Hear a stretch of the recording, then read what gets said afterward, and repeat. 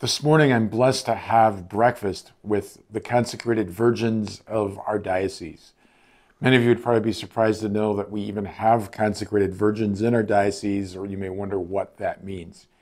It goes back to the early church. So there was an order within the early church, a rite, whereby virgins could consecrate themselves to Christ in a very particular way, dedicating their life to prayer, to good works, to fasting, and to living their life in terms of a spousal relationship with Christ, manifested in the church.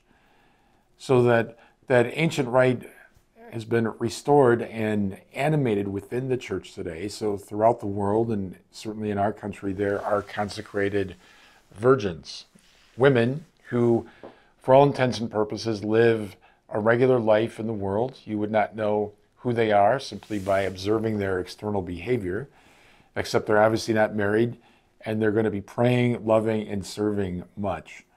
We're blessed to have 5 such women in our diocese, and I ask you to pray for them that they may continue to live the beauty of their consecration.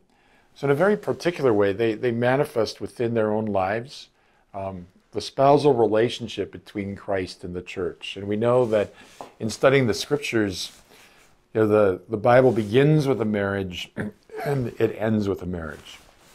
We have Adam and Eve created in the image and likeness of God and sexually differentiated, intended for each other as the model of marriage before the original sin.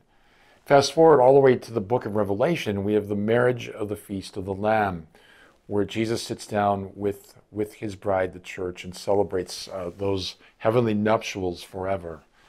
In the middle, we have Jesus coming to the world as the bridegroom in search of his bride. And indeed, throughout the Old Testament, there's that spousal marital imagery that really articulates the relationship between God and his people.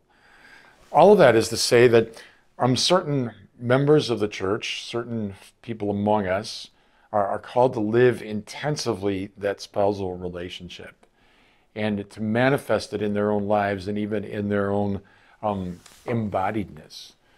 So I ask your prayers in gratitude and in petition for our consecrated virgins who quietly, in many ways hiddenly, but very devoutly and profoundly live out that love relationship, that marital bond that exists between Christ and all of us as both his mystical body, but also as his mystical bride. For all of them, I give thanks and praise to God and ask your prayers for them.